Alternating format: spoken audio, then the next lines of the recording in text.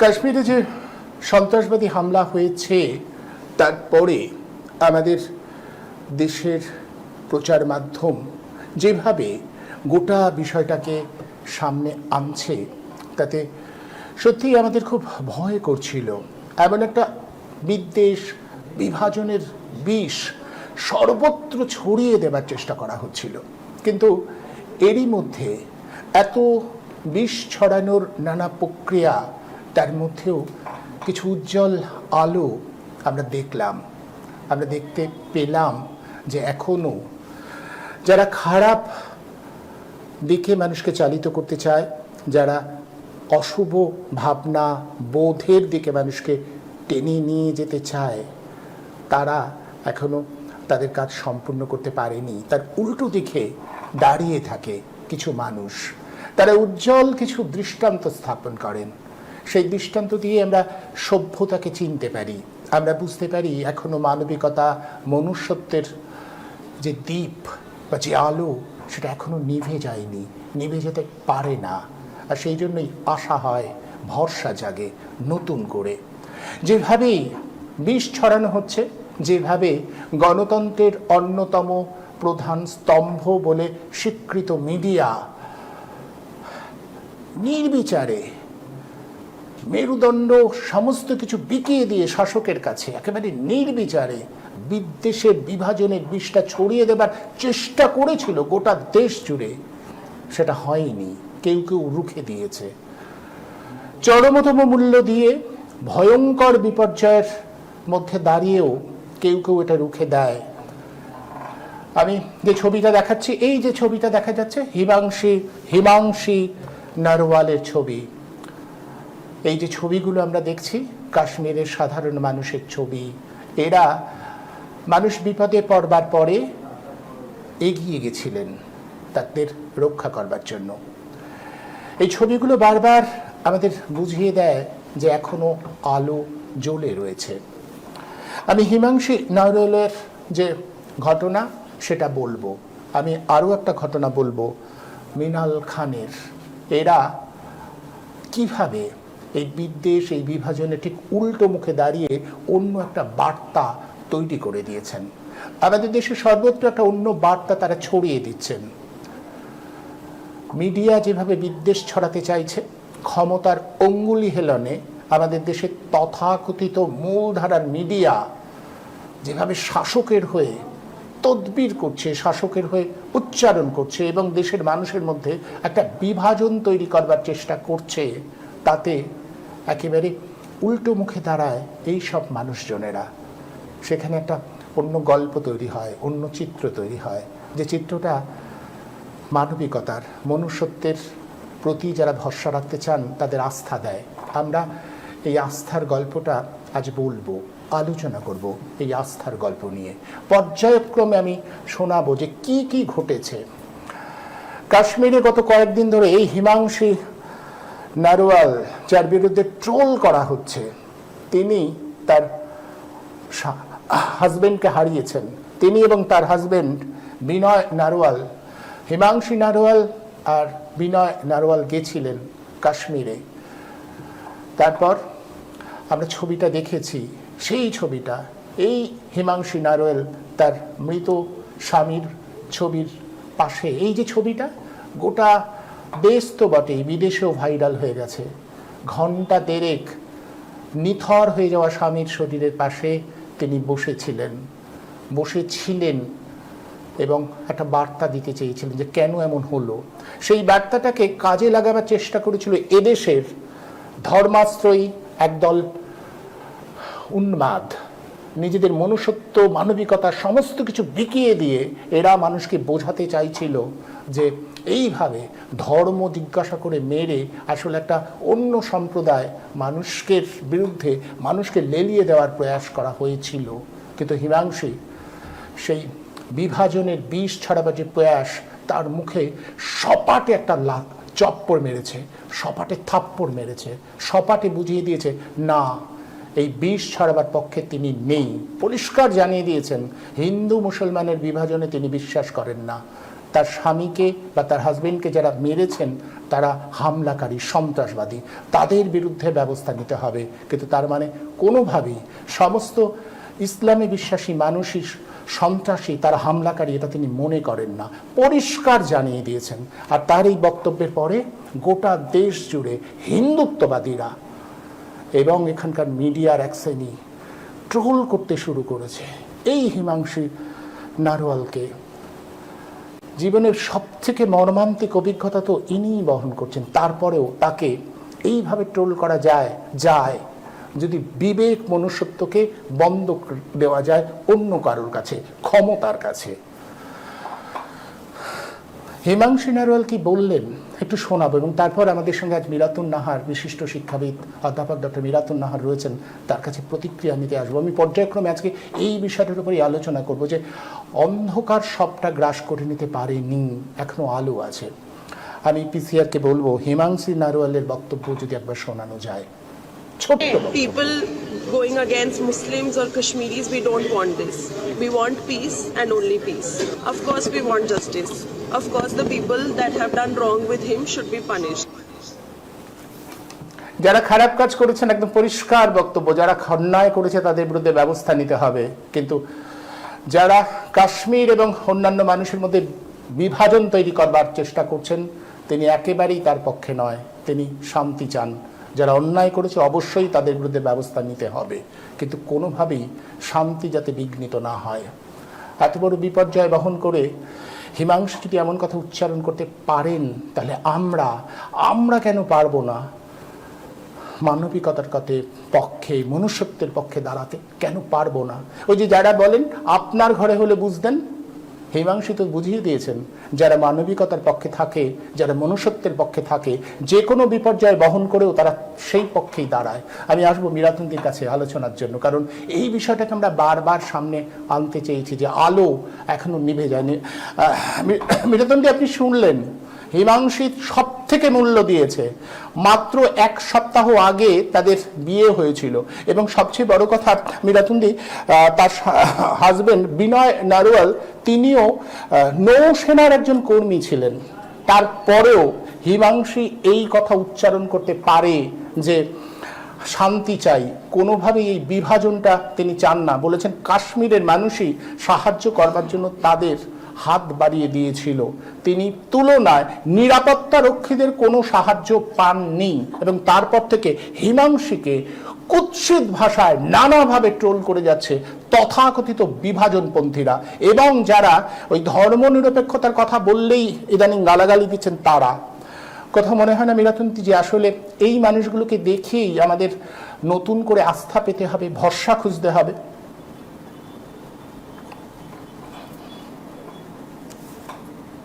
কথা কঠিন বাস্তব, সেটা হচ্ছে অন্যায় যারা ঘটায় পৃথিবীতে, ন্যায় অন্যায়ের পার্থক্য বোঝে না, ন্যায় কর্মের মাহাত্ম্য বোঝে না, অন্যায় কর্মের বিপজ্জনক দিকের কথা কিছুমাত্র গুরুত্ব দেয় না, তারা সবসময়ই পৃথিবীতে অন্ধকারটাকে নামিয়ে আনে।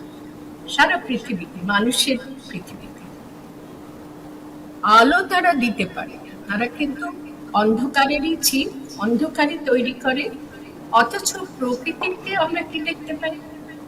প্রকৃতিতে এমনকি দেখা যায় যে ঘন অন্ধকার নেমে এলো, রাত, আর রাত শেষ হচ্ছে না, হয়তো না, রাতের পরে সকাল আসে, অন্ধকারের পরে অন্ধকারে আমরা বিশ্রাম নিই, তারপরে সকাল আসে, আমরা আবার কাজ করার জন্য সচল। এই প্রাকৃতিক ব্যবস্থা, এই ব্যবস্থাটাকে আমি যেভাবে প্রাকৃতিক ব্যবস্থা বলছি, অনেকেই সেটাকে একটা সংকীর্ণ বৃত্তের মধ্যে ঢুকিয়ে দিচ্ছে। আমি একটা সেরকম মন্তব্য আমার কথার ভিত্তিতে পেয়েছি যে প্রকৃতির সৃষ্টি না বিশ্বস্রষ্টা আল্লাহ ভগবান এদের সৃষ্টি। তো তারা যদি তাই মনে করেন, আমার তাদের সঙ্গে কোনো বিরোধ নেই। যদি অন্ধকার আল্লাহর সৃষ্টি, ভগবানের সৃষ্টি, গডের সৃষ্টি, বিভিন্ন ধর্মের মানুষরা বলেন, আমাদের কোনো আপত্তি নেই, তারা সেই বিশ্বাস করুন। কিন্তু কারো আল্লাহ ভগবান ঈশ্বর গড অশান্তির কথা বলেন। বলেননি যে তোমরা আমাকে মেনে অশান্তি করো পৃথিবীতে, হিংসা ছড়িয়ে দাও পৃথিবীতে, বিদ্বেষের বিষ ছড়িয়ে দাও পৃথিবীতে। আমরা জানি প্রকৃতিতে যদি মানুষ না থাকতো, আজকে আমরা খুব ভালো করে বুঝতে পারছি অনুভব, প্রকৃতি কিভাবে দূষিত হয়ে যাচ্ছে। দূষণ মুক্ত পৃথিবী আমরা চাইছি, আমাদের দেশও দূষণে দূষণে ভরে যাচ্ছে। প্রকৃতিকে আমরা নিচ্ছি, স্কুইজ করে নিচ্ছি, একেবারে নিষ্কাশন করে নিচ্ছি খুব প্রকৃতি থেকে। প্রকৃতি তো কখনো বলে না, এরকম করে না যে তারাও শিক্ষা দিচ্ছে। হ্যাঁ, প্রকৃতিও কিন্তু শিক্ষা দিতে পারে। দুরন্ত ঝড়, সমুদ্রে উত্তাল বন্যা, নদীতে উত্তাল বন্যা, প্রকৃতিতে ভূমিকম্প, এই ধরনের রোষ প্রকৃতির আমরা দেখতে পাই, কিন্তু সেটা প্রতিশোধ নেওয়ার জন্য নয়, নিজেকে রক্ষা করার জন্য। প্রকৃতির উপর যখন নিদারুণ অত্যাচার মানুষ করে, নদীর উপর অত্যাচার, সমুদ্রের উপর অত্যাচার, এবং আলো আলো যত পৃথিবীতে না আসে এই ধরনের ব্যবস্থাপনা করা, কোনোদিন প্রকৃতি নিজেকে বাঁচাবার জন্য, মানুষের অত্যাচার থেকে নিজেকে বাঁচাবার জন্য মাঝে মাঝে ভ্রুকুটি দেখায়, কিন্তু ধ্বংস মানুষের কারণেই ধ্বংস হয়।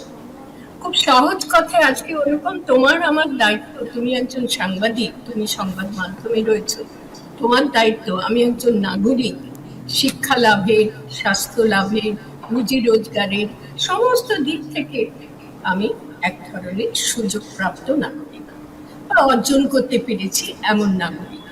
অর্থাৎ একজন নাগরিক, তার দায়বদ্ধতা অনেক।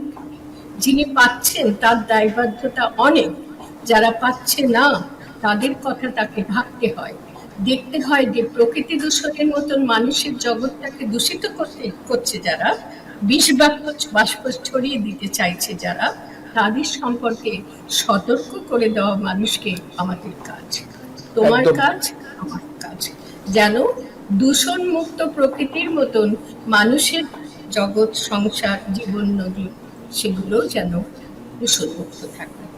আমি খুব সোজা কথায়, আমরা যেন যারা বিদ্বেষ ছড়াচ্ছে তাদের প্ররোচনার ফাঁদে পা না দিই। হিমাংশীর কথা তুমি বললে, কত সত্য সে হৃদয়ে ধারণ করে রেখেছে, তাকে কে শিখিয়েছে, কিভাবে শিখিয়েছে আমরা জানি না, কিন্তু সে আয়নার মতন স্বচ্ছ হৃদয় নিয়ে এই কথাগুলো বলেছে। এত বিপর্যয়ের মোকাবিলা করেও মাত্র কয়েকদিনের জন্য যে সাথীকে পেয়েছিল জীবনে, তাকে হারাতে হলো নৃশংস হত্যাকাণ্ডের ফলে। সেই হত্যাকাণ্ড কারা ঘটাল, হত্যাকাণ্ডের জন্য কাদের প্রাণ গেল, হিমাংশীর জীবনে সেই বিপর্যয়, হত্যাকাণ্ডের বিপর্যয় যে ঘটেছিল হত্যাকাণ্ডের ফলে, তাকে সেটা ভোগ করতে হচ্ছে। তৎসত্ত্বেও তার মধ্যে বিদ্বেষ বিষ ঢুকতে পারেনি। সে তার স্বচ্ছতা নদীর মতন হৃদয়টাকে নির্মল রেখেছে। জঞ্জাল আবর্জনা সেই নির্মল হৃদয়কে, নদীর জলকে যেমন জঞ্জালে পরিণত, নোংরা জলে পরিণত করে, সেভাবে শিখতে পারে। সে খুব স্বতঃস্ফূর্ত ভাবে সেই পরিচয়টা নিচ্ছে। সে বলছি, তিনি বলাই উচিত, তিনি অত্যন্ত স্বতঃস্ফূর্ত ভাবে স্বচ্ছ হৃদয়টাকে তুলে ধরেছেন। আজকে তার খুব দরকার ছিল সেটা। আজকের যে ভারতবর্ষ আমাদের, আমরা দেখতে পাচ্ছি, সেই ভারতবর্ষে তার দৃষ্টান্তটা আমাদের কাছে শিক্ষণীয়, সমস্ত মানুষের জন্য শিক্ষণীয়। একটা কথায় প্রকাশ করি, মানুষ ইজ ইকুয়াল টু, সবাই তো আর বাংলা বোঝে না, আমার কথা সবাই বুঝতে পারছে কিনা জানি না, এই জন্য একটু ইংরেজি ব্যবহার করি। মানুষ ইজ ইকুয়াল টু হিন্দু মুসলমান নয়। এই যে ফোঁটা কাটা বিনয় বাবুকে দেখা যাচ্ছে, এই ফোঁটা কাটাটা দিয়েই যদি আমি আজকে বিদ্বেষ পূর্ণ হৃদয়ে তাকে দেখি, কত বড় অন্যায়। ওই ফোঁটাটা মুছে দিলেই তো মুছে যাবে। সুতরাং ফোঁটা দেখে আমি তাকে কেন চিহ্নিত করব? সেটা তার বিশ্বাস। আমি শুধু এই যে ফোঁটা পড়া ছবিটা আমি দেখালাম মিলাতুন্দি, আমি একটু পরে এনার সম্পর্কে বলবো। একটা অদ্ভুত আছে, এনার নাম অঙ্কুশ শর্মা, ইনি পেশায় একজন আইনজীবী। এই ফোঁটা কাটা অবস্থাতেও তিনি যে তার দলের যে বিষ ছড়ানো তার অপোজিটে দাঁড়াতে পারেন, আমি সেই কথাটাও আনবো, আলোচনার সূত্র ধরে সেখানেও আসবো। তিনি যে ভূমিকাটা নিয়েছেন হিমাংশী এবং চলে যাওয়া বিনয়ের পাশে তাদের, বিশেষ করে হিমাংশীর বক্তব্যের পক্ষ সমর্থন করে দাঁড়িয়েছেন। আমরা যদি আজকে সেই ভুলটা করি, তার কপাল ফোঁটা দেওয়া মানে তাকে চিহ্নিত করে একটি বিশেষ ধর্মবাদী দৃষ্টিভঙ্গির মানুষদের সঙ্গে, সেটা করলেও ক্ষতি নেই। যদি করা হয়, হ্যাঁ, তিনি বিশেষ বিশেষ এক ধরনের দৃষ্টিভঙ্গি অবলম্বন করেন, মতাদর্শে বিশ্বাসী, কোনো অসুবিধা নেই, তিনি তার মতো মতাদর্শ নিয়ে চলুন, শুধুমাত্র ওই বিদ্বেষের বিষটা যেন ওখান থেকে নিষ্কাশিত না, আর কিছু। তো আমাদের কাছে কোনো বিবাদের প্রশ্নই নেই, আমরা অশান্তির ধারে কাছে থাকতে চাই না। শুধুমাত্র মানুষের কাছে হিমাংশী যেটা নিশ্চয়ই জানেন বলে এত সুন্দরভাবে সত্যকে সে হৃদয়ে ধারণ করতে পেরেছে, তিনি হৃদয়ে ধারণ করতে পেরেছেন। খুব সহজ কথায় আমরা যদি সমস্ত ভারতবাসীকে আজকে ডাক দিই, বলি যে আচ্ছা, চাঁদ আলো দেয়, সূর্য, চাঁদ রাতে আলো দেয়, সূর্য দিনে আলো দেয়, সূর্য নিভে গেলে চাঁদের আলো আমরা পাই না। নদী আমাদের ভাসতে সাহায্য করে, পারাপারের জন্য আমাদের নদী থাকে, বাধা সৃষ্টি হয়, নদী পারাপারের জন্য মাঝির প্রয়োজন হয়। নদী থেকে জল তৃষ্ণা নিবারণের জন্য বহু দেশে মানুষ ব্যবহার করে। গাছপালা, নদী, সমুদ্র, প্রকৃতির যা কিছু অবদান, কোথাও কি একটুখানি যে ভেবে দেখুন, সকলে মিলে আমরা ভেবে দেখি, কোথাও চাঁদ, সূর্য, নদী, সমুদ্র, গাছপালা এরা কি ভেবে ভেবে, হ্যাঁ, সমুদ্র মুসলমানের জন্য, নদী হিন্দুর জন্য, সূর্য হিন্দুর জন্য আলাদা, মুসলমানের জন্য আলাদা রকম আলো দেয়, এরকম কি? খাবার, খাদ্য, খিদে পেলে খিদে পায়, মুসলমানের খিদে পায় না, হিন্দুর খিদে পায়, মুসলমানের তেষ্টা পায় না, হিন্দুর তেষ্টা পায়, এরকম কি হয় কি? গায়ে কাটলে রক্ত মুসলমানের একরকম, হিন্দুর আর এক রকম হয় কি? আরো বড় প্রশ্ন, পৃথিবীতে 100-র বেশি ধর্ম আছে, 100-ও খুব ভালো করে জানি, 100-র বেশি ধর্ম যদি থাকে, তাহলে এতগুলো ধর্মের মধ্যে দুটি ধর্মকে নিয়ে এত টানাটানি কেন? এটা কি ভাবা যায় না যে মানুষ ইজ ইকুয়াল টু হিন্দু মুসলমান না করে মানুষ মানুষই, তারপরে তারা হিন্দু হবে না, মুসলমান হবে না, খ্রিস্টান হবে না, বৌদ্ধ হবে না, জৈন হবে, সেটা তাদের নিজস্ব ব্যক্তিগত ব্যাপার। এটা বুঝতে এত অসুবিধা? হিমাংশী যেটা বুঝে নিয়েছেন যে সত্যটা, কত সহজ ভাবে বুঝে নিয়েছেন। আমাদের তো ওকে ওইটুকুন বয়স, কিন্তু ওকে প্রণতি জানানো উচিত যে এত সহজে সত্যকে সূর্যের আলোর মতো করে ধারণ করে নিতে পেরেছেন আপনি। আপনাকে সমস্ত ভারতবাসীর পক্ষ থেকে প্রণতি জানানো উচিত। অন্তত আমি আমার এই বয়সে তাকে প্রণতি জানাচ্ছি যে তিনি বিদ্বেষ ছড়ালে তিনি সেই বিদ্বেষের উপকরণ হতে পারতেন খুব ভালোভাবে, খুব সহজভাবে, হয়তো কিছু লাভালাভের হিসাবও সেখানে কষে নিতে পারতেন, কিন্তু তিনি তার ধারে কাছে যান। তাহলে আমরা যথার্থ মানুষ কাকে বলে এক হিমাংশীকে দিয়েই তো শিখতে পারি। তাহলে এবারে প্রশ্ন, তাহলে কেন? তুমি বলতে পারো, আমার আরো একটু দু একটা কথা যোগ করি ক্ষেত্রে। আমি যদি বলি মানুষের দুটো ধর্ম, মানুষকে দুটি ধর্মে ভাগ না করে আমরা যদি মানুষকে যথার্থ বিভাজনই করতে চাই, সেই বিভাজনটা হচ্ছে একটাই, ভালো মানুষ, মন্দ মানুষ, এর উপরে আর কিছু নেই। এবারে ভালো মানুষ খুব সহজ করে আমি বলতে পারি, ভালো মানুষ কি? যে নিজের ক্ষতি হোক কিন্তু অন্যের ক্ষতি করে না, বরং নিজের ক্ষতি মেনে নেবে কিন্তু অন্যের ক্ষতি কোনো রকম ভাবে করবে না, কোনো না, at the cost of own interest, নিজের ইন্টারেস্ট দিতে হচ্ছে, নিজের সুখ সুবিধা ত্যাগ করতে হচ্ছে, কিন্তু তাই বলে অন্যের অন্য কিছু অন্যের প্রতি অন্যায়মূলক কাজ করবে, তিনি ভালো মানুষ। আর মন্দ মানুষ কারা? যারা অন্যের ক্ষতি করে নিজের ভালোটুকুই খালি দেখে, অন্যের কথা ভাবেই, সে ভালো মানুষ। তো ভালো মন্দ মানুষ বই পড়ে শিখতে হয়। ভালো মন্দ মানুষ নির্ণয় করার মানদণ্ডটা খুব সোজা। তা আমরা সমস্ত মানুষকে যদি ভালো আর মন্দ এই দুটো ভাগে ভাগ করি, নিঃসন্দেহে হিমাংশী এবং তার সাথী মানুষটিও নিশ্চয়ই এরকম ছিলেন আমরা আশা করি। দুজনেই এরা ভালো মানুষ পর্যায়ে নিজেদেরকে উন্নীত করেছে, দুজনেই যতদূর জানি। আমরা এদের অনুসরণ করব না। এখন শেষ কথা বলি এই পর্যায়ে, যারা এই হত্যাকারীদের ধর্ম চিহ্নিত করছে। হত্যাকারী যার ধর্ম নেই, কোনো জাতি ধর্ম হয় না, এই কথাটা আমরা বিশ্বাস করি। হত্যাকারীর জাতি আছে, হত্যাকারীর ধর্ম বিশ্বাস আছে, কিন্তু হত্যাকারী এবং মন্দ মানুষরা, মানুষের গোষ্ঠী এইভাবে চিহ্নিত। তার ধর্ম নিয়ে, তার পোশাক নিয়ে, সে কোথায় বাস করে সেই নিয়ে, সে কি খায়, জল খায় না মদ খায়, দুধ খায় না। ধর্ম দিয়ে তার অন্যায়কে কোনোভাবে আড়াল করা যায় না, সেই তো ধর্ম দিয়ে তার অন্যায় কাজ। হ্যাঁ, অবশ্যই সেটাই। ধর্মের পরিচয়টা কেন আসে বুঝতে পারছি না। যাদেরকে প্রাণ দিতে হলো তাদেরও ধর্ম পরিচয়টা কেন আসবে, কিসের জন্য? এই সহজ কথাটা আমরা বুঝতে পারছি না। এটাই তো আমাদের জন্য কষ্ট হয়। আমরা কি করে মানুষকে, হ্যাঁ ঠিক আছে, কোনো মানুষ লেখাপড়া শিখেছে, অশিক্ষিত নয়, শিক্ষিত, কোনো মানুষ লেখাপড়া শেখেনি। এই দুজনদের যেভাবে আমরা বিভাজন করি, ধর্মটাও তো সেরকম। কেউ আল্লাহকে মানে, কেউ ভগবানকে মানে, কেউ গডকে মানে। ধর্মটা আজকে যে আল্লাহকে মানে, কাল সে ভগবানকে মানতে পারে, কোনো অসুবিধা নেই। খুব স্বাভাবিকভাবে বলছি আমি, কোনো অসুবিধা নেই। কেন তারা নিজেদের মধ্যে হানাহানি করবে? আমি একটা ছোট্ট উদাহরণ দিচ্ছি, তার আগে আমি তিনজন কবির কথা একটু বলবো, বলা দরকার আছে বোধহয়। বিশ্বকবিকে আমরা পেয়েছি। যারা এসব করছেন তারা হয়তো এদের চেনেন না, জানেন না বলেই এই বিপদগুলো নামিয়ে আনছে জীবনে। বিশ্বকবিকে আমরা পেয়েছি, তিনি একটা লাইনে বুঝিয়ে দিয়েছেন বিশ্ব অনেক অনেক অনেক বড়।